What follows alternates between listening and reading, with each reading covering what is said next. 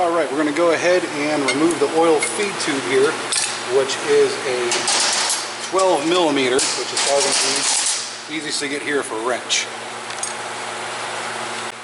Alright, next we're going to remove the coolant tube and return lines. It uses a GM star bit, which unfortunately I don't have right now, so I'm using an 8 millimeters Allen bit. Alright, next we're going to be removing the wastegate actuator, which is going to be two 12 millimeter bolts on the bottom side, and then a clip that you can easily pull out that holds the rod down. I use the phrase easily very liberally, obviously. But take this clip and these two bolts off and remove this entire assembly. Alright, now that we have the wastegate actuator removed, which is the two bolts and the clip, now go ahead and retain that little clip there. I don't know if you can see it on video too well, but a lot of the rebuild kits don't come with these, so go ahead and make sure you put this in your box. Because I'm looking at my rebuild kit here, which I got, and I do not see a spare one of those guys, so I'm going to take some tape or put it in a small bag and put it along with my rebuild kit so I don't lose it. Next thing you're going to do, you're going to take your 12 mil and you're going to remove all your impeller bolts, which there's 1, 2, 3, 4, 5, 6 of them. Now you already removed 2, so you only got to remove 1, 2, 3, and 4, which are going to have these little triangular clips in the bottom that hold it to the rear plate here. So go ahead and remove those remainder 4 bolts. Alright, now we have all the bolts off. Like I said, you have these little triangular pieces that hold the impeller to the backing. You also have this bracket which holds your cover on. Now because I'm using an aftermarket, what I'm going to do is I'm going to go ahead and cut these 2 little legs off, get rid of this top piece, and just keep this 10 mil hold down. So you can do that if you want to, or if you have a stock intake, you can leave that on. Now before you take this off, grab yourself a pick and make sure to do an index line. So you want to remember exactly how this turbo goes back together. So you want to make sure everything seats properly. So very carefully, once you get those off, give it a tapping. Sorry the table's moving, but what I'm going to do to keep you from having to watch this is tap around this guy and pull this impeller off, and make sure when you do it goes straight out. You don't want the wobble, because if you're going to reuse your impeller wheel, it can damage it. Alright, we have our input snail off, which you can tell uses a little bit of RTV. What you want to do is you want to look at the inside here. Make sure there's no wear points or anywhere where the turbo is hitting. Now there's a little bit from when I was taking it off, but just make sure it's not touching anywhere. This looks really clean, so I know my bearings aren't too far out. So what I'm going to do is I'm going to clean this. Now make sure you use a chemical that's safe for aluminums. You don't want to etch into this and mess it up. Luckily I have an industrial parts washer here at my school, so I'm going to clean this and the rear in there. So let's just move this off to the side for now. And got the impeller wheel, same thing. Look around the perimeter to make sure the wheel isn't contacting the center portion anywhere, which it's not. And then we're going to go ahead and remove this, which, let's see what size this is. It's going to be a 13 millimeter, so I'm going to go ahead and grab that. Take a 13 millimeter, and then you go on the back side, which is going to be the same in a 12 point. Put a wrench on there, hold it, and then take it off. Now you caught me lying to you. It's actually a 14 millimeter 12 point that goes in the back, and a 13 12 point in the, or standard in the front. Now remember, this is reverse, so instead of going lefty-loosey, you want to go right. And I mean, it's on there real loose. So comes off very easily, as you can tell, the bolt right there, and the impeller slides right out. Now I got an aftermarket impeller, which I don't know if you can tell the difference wise, but it's a little bit lighter. But the big thing is the new impeller is taller. So the new impeller going on here, when it sits,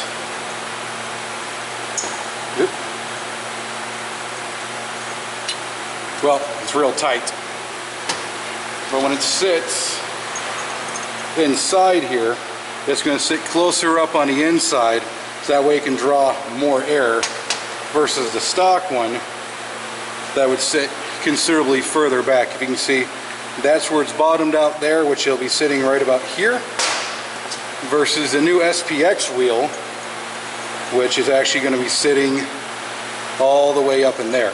But that's going to be on the reassembly video, so I'm going to put this guy back away for now. Alright, so we got this off. You should have a new nut in your rebuild kit, but just to be safe, go ahead and put this in the bag with all your parts. Always good to keep all the parts just in case. Move the out of the way. Whoop. Sorry about that. So if you're going to be reusing this guy, you can just use some carb cleaner or some brake cleaner and a nylon brush. Be real careful. Just clean it up. This one's not too bad. This one's just got a little bit of soot on it, you know, from blow by. So just clean it up, put it out the way. Now we're going to go ahead and start removing the rear section, which is going to be this V-band right here, which looks to be about a 10 millimeter. Let's see how my guessing is this time. But maybe a little bit smaller.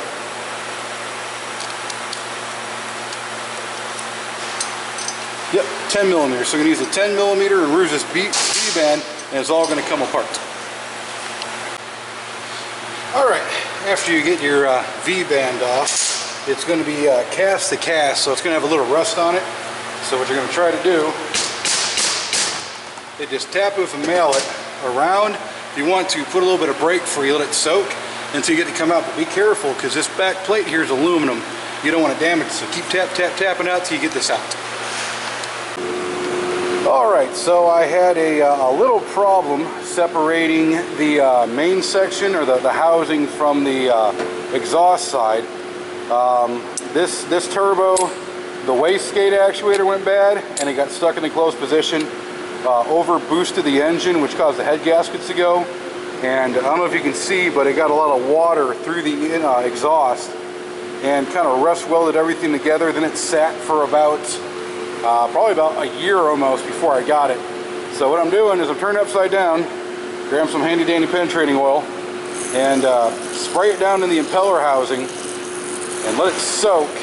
If you want to, you can also take a torch and put some heat to it to open up the pores of the cast iron, but you're going to want to do this if it gets stuck. Alright, now we have the center section apart. There was this impeller plate on the front I had to take off to be able to bang on this guy enough to get it out, but all it is going to be 4 T40 Torx bits. Now they're in there really tight, so be careful not to strip them. One of mine actually broke off, so I'm going to have to drill and tap it out. But once you get the center section apart, it comes out. Be careful, because there's that locator pin right there that goes in the back of the housing. You want to make sure to not bend that guy, so don't try to rotate it, just bring it straight out. I ended up hitting on the bottom and the side, the bottom and the side, then I took a punch and started punching on the back side. Don't hit anywhere on the mating surfaces though. You might mushroom and you won't get a good seal. Once you do get it out, the impeller shaft for the exhaust side just slides right out. Now make sure not to lose any parts, because the easiest way to rebuild these is to take apart, put them all in a line, and start rebuilding, which is going to be our next section. Alright, hopefully everyone can hear me. There's a lot of noise going on in the shop right now, so I'm going to try to be as loud as I can. First thing we're going to do is, when you pull it apart, you're going to have your front bearing here with your oil seal. It should pop right out. Let's take that little guy and move it out of place. Then you're going to have your rear shield here that goes on just like so. If it doesn't come off, just like a flathead screwdriver or a slight bit of pry. Just when you take it off though, what you're going to want to do is grab yourself something to index it, and then make a little mark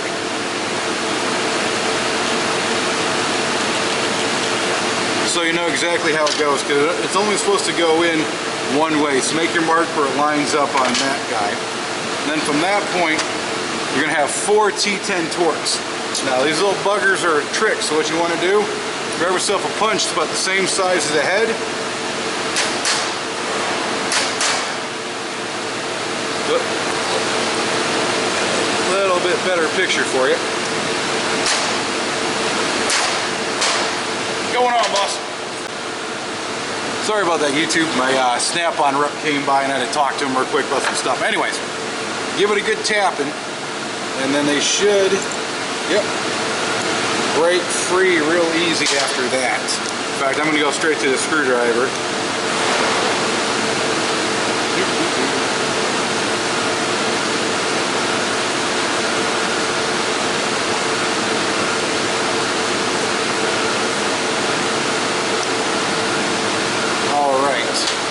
Now once we got the 4 T10s for the thrust plate out, try not to lose those guys. Depending upon the kit you have, you might have to reuse them.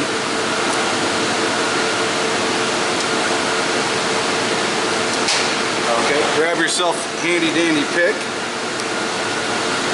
Now this is going to be in here pretty tight, so you might have to work it back and forth just a little bit.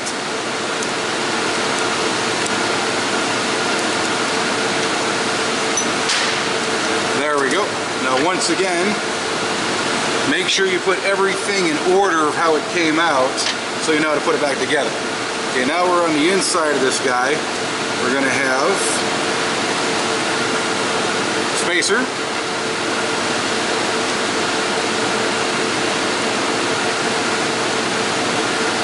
Now from this point we got a bearing stop in here. So what I'm going to do, take a punch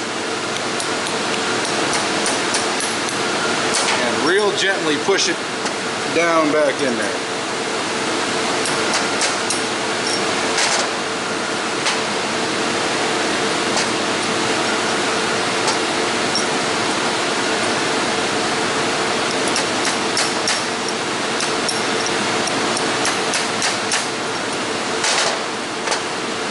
It's slowly coming. It just takes a little while, but you can tell in the bottom of it, if you index it where the drain comes out, there's a little flat spot. But you just got to keep working it with a punch.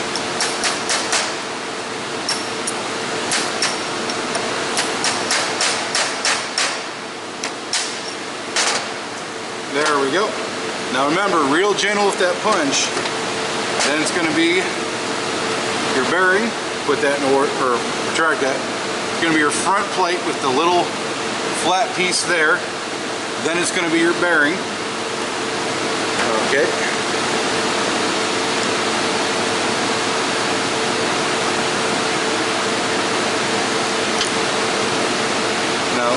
Now we're looking at your oil ring. So we should be able to knock this guy right out.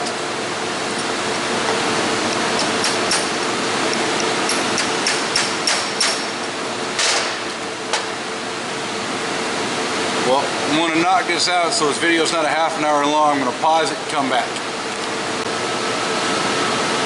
Alright, next step is you're going to give yourself a small set of honoring pliers. I went and did this off camera because it's kind of a pain in the butt. But down on the inside of the journal in the front face and the rear of the journal in the back face are going to be 2 small hog rings or rings. So you want to go ahead and pull those guys out. Like I said, it's kind of a pain, so I did it off camera. Alright, now that you have the hog rings out, what you're going to do is you're going to pull out your rear bearing, which usually a pick. They're in there pretty snug. There we go. And that's the last piece of the puzzle for disassembling. Now if you look at it, there's going to be one more retainer ring down in the center. I'm going to go ahead and get that out, but after that you're pretty much done. So what you're going to want to do is take this housing and get all the RTV off the front face and clean out all the old oil and try to descale it as best as you can. Carb cleaner works really good. Like a brass brush, clean all this off, and once you get to that point, we'll start reassembling. Alright, let's hope everyone can hear me properly. Once again, it's loud in the shop today. After you're done disassembling, I said clean everything. Now make sure you get all the RTV and everything. I took the back side of the main housing, cleaned off as much of the rust, cleaned, one of the big things is the mating surface. You get little chunks of rust, and when you go to put it back together, it makes it where it doesn't seat completely properly. So make sure you clean this up on both the center housing and also the exhaust portion that I have over here. And take your time, you know. Clean it really thoroughly, get as much out as you can. For the cast iron, after you clean it, if you use water, make sure to hit it with WD-40 or something of that nature and rub it in, that way it doesn't build up rust. Now on the exhaust impeller, you're going to have your oil ring sits right here. When you pull that out, make sure you do a really good job of cleaning it up. And then when you put the new one on, which is a little tricky, you're going to want to use a pick. Be careful though, you don't want to damage this guy, so make sure you don't scratch the sides or anything. But kind of like doing a piston ring. There you go. Once you get it on there, now every time you put anything on, grab yourself some assembly lube and go ahead and put yourself a nice little liberal portion on there, because you want everything before, when you rebuild these, there's not going to be a whole lot of oil getting everything right away. So you want to make sure you got some protection, so that way you don't burn up all your brand new parts, spend all this time cleaning them. Same thing for the main rod. Get some good amount of assembly lube all up in there. I know you're going to make some perverted comments about this. Get that going. Okay, now we're going to go back to the main housing. We're going to start with the rear bearing. There we go. Now you put this in, stand by. Sorry about that. Once again, go on the rear side, grab yourself some assembly lube and get it all up in there. Once you get a thorough layer, go ahead and drop it down in there. It should be a nice snug little fit. Then you're going to grab yourself your new snap rings, and we're going to try to get this in on one shot.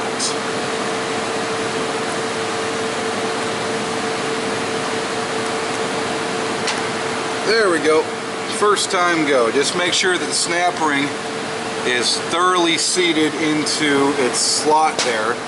You need to spin it around a little bit. You might hear a little bit of a click. Once you see the click and it completely spreads out, from that point you are good to go. And then we're going to go ahead and flip it around and do the other side. Okay, now we're back in the front side. It is off camera because it's a pain. Took one of the new rings, put it in there. Now once again, once you get it in there, make sure you take a pick or something and make sure it's completely seated in the saddle. If you don't do that, that sucker comes loose. It's going to be a rough day. Okay, so we're going to grab ourselves next bearing. Now you notice in these bearings there's going to be tapered ends. The new kit, they're tapered on both ends, so it goes either way. It doesn't really matter, but as always, a good amount of assembly lube. And drop it in there. Put a little assembly lube around everything. Then we're going to take our new washer here. Once again, get a little assembly lube. You want to put lube on everything. These aren't going to get any oil during the initial startup. So make sure you get everything in there really, really good. Okay. Alright, had to double check something real quick. So we're going to go ahead and get this. Now this one, you're going to want, it's not going to fit in perfectly. It doesn't just pop in. You're going to have to get it to seat properly. The easiest way to do that is you got the proper size socket and a mallet. You can just tap it down in there.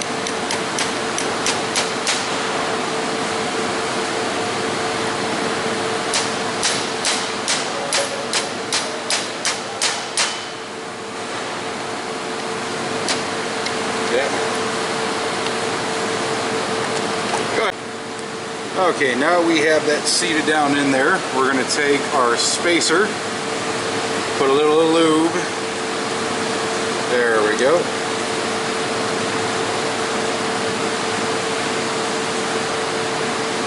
Get that guy in there.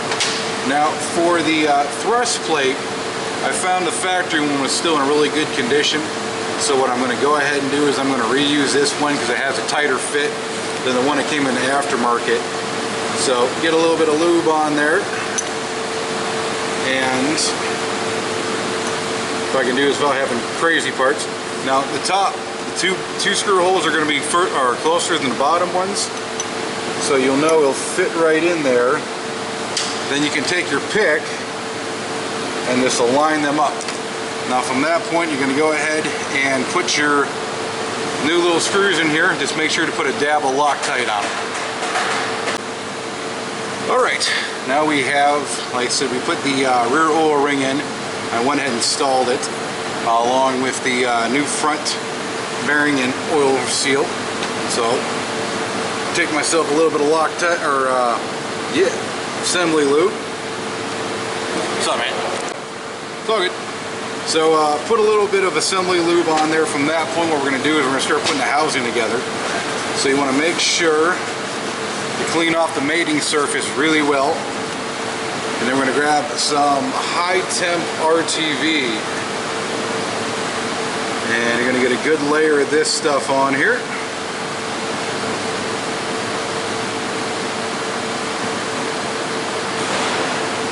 Alright, once we get that, you can spread it all around. Now try not to get it too much inside here, because then it might be floating around, get inside the bearings and everything, and obviously we don't want that. We also don't want a leaking oil, so let's go ahead and make sure we get a good coverage and then wipe off the excess from the inside here. There we go. Then we're going to take our plate. Now it's keyed, as you can tell. There's two lower, or two closer together, two farther apart. So we're going to put this guy on and make sure the oil ring snaps in properly, which it did. Okay, once we have that, we're going to take our new bolts with a little bit of thread locker, and we're going to go ahead and tighten those guys down. Now, I don't have a torque spec for this, unfortunately. I'm going to put a link in the description that talks about the run through on it, but with a little bit of Loctite, put these down to about 20 foot-pounds, you should be good. Alright, now we have the front face together. One thing I forgot to mention was the heat shield here in the back. So you can actually just pull this right back out, put the heat shield back on, reinstall it, but it's not a major issue because this will still slide in and out. So we got the front face locked down now. What we're going to do is we're going to go ahead and we're going to remember our index marks here. And before we go too much further, take yourself just a hair of anti-seize, because what it is, if you ever want to have to take this sucker apart again, it'll be a lot easier. Just a hair, and rub it in really good. And see if we can show you to the mating surface. There we go. Doesn't got to be a lot, just a tiny little bit to get in there, so that way if you ever got to take this apart again, or whatever you got to do, it won't seize right the heck up. Okay, we're going to retake our ring here. Mine got a little damaged when removing it, so we're going to take this gasket ring, we're going to put it back down on top. Like I said, mine got a little damage, unfortunately, but the bottom of it's still good, so I can still use it.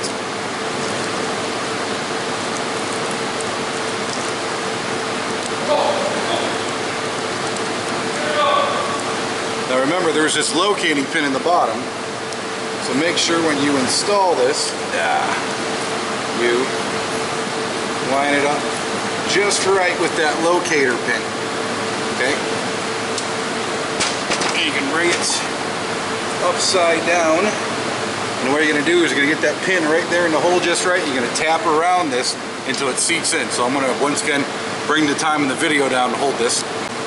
Okay, once you put the center housing in and you get it evenly spaced around, make sure the impeller in the rear moves freely. Sometimes you'll get slightly pinched, but make sure you do a good job. Take a dead blow mallet, give it some good smacks. Make sure not to hit your center shaft though. If you hit the center shaft, you can actually kick this out and have it scratch against the inside wall of the exhaust impeller housing, which can damage the blades.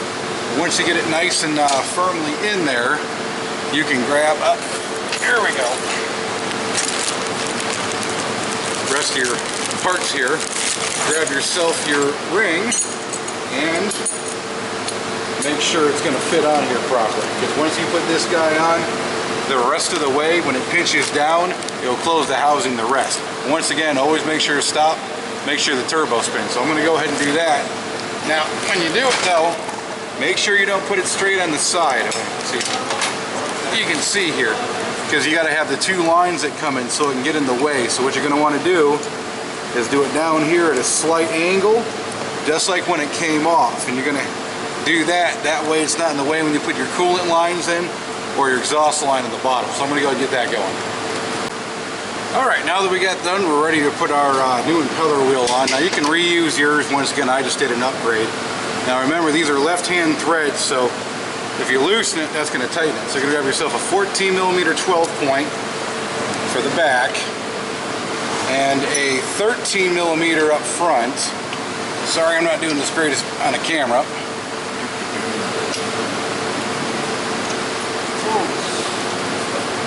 Say hi to the snap-on guy. Oh, you're in camera. It's all good. I'm not one for doing multiple takes, so you're just going to go ahead and live with that YouTube. I don't care. So, get that on the back. And I'm going to go ahead. Now, these are pre-balanced, so you don't have to worry about rebalancing the unit. And you don't have to snug to ever live in out of these. Just give it a good turn, because when it spins the opposite direction, see, that's a little too much.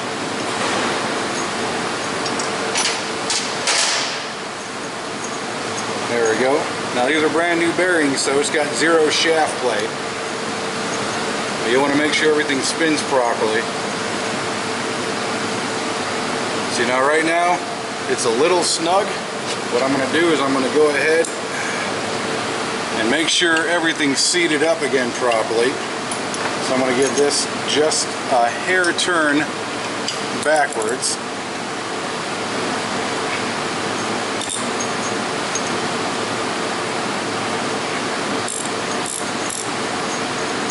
Alright. And now, like I said, these are all brand new, so it's going to take a little while for everything to break in. But go back on. Get back on the back here.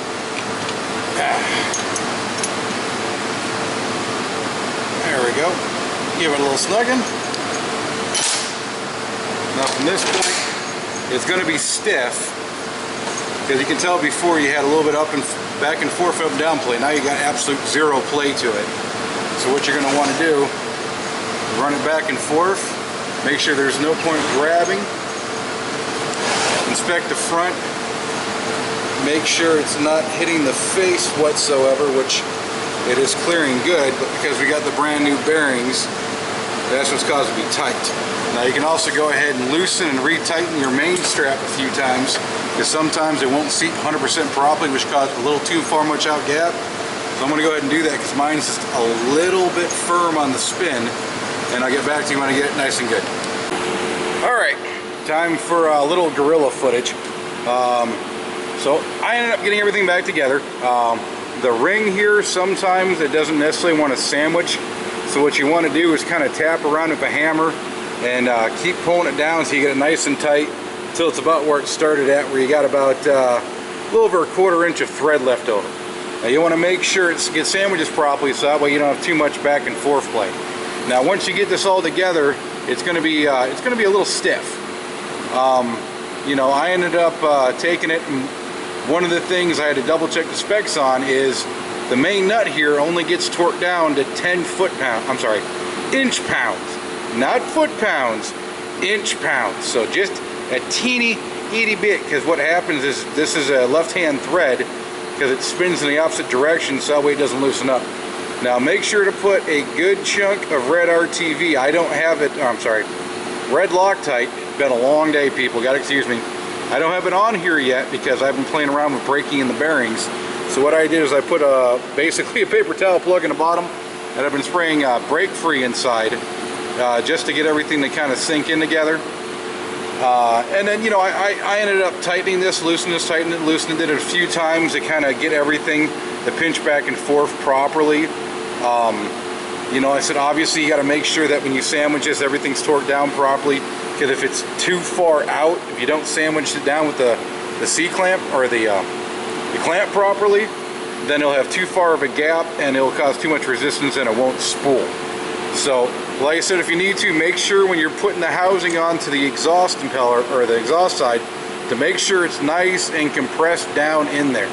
Get it good, smack it, even if you think it's good, smack it with a dead blow hammer for another 5 minutes just to make sure. You don't want that to be off. Then when you get together, as I said, you might have to play around this. I'm going to go ahead, I got some shop air real quick, put it in the back. See, now after playing with mine for about a half an hour,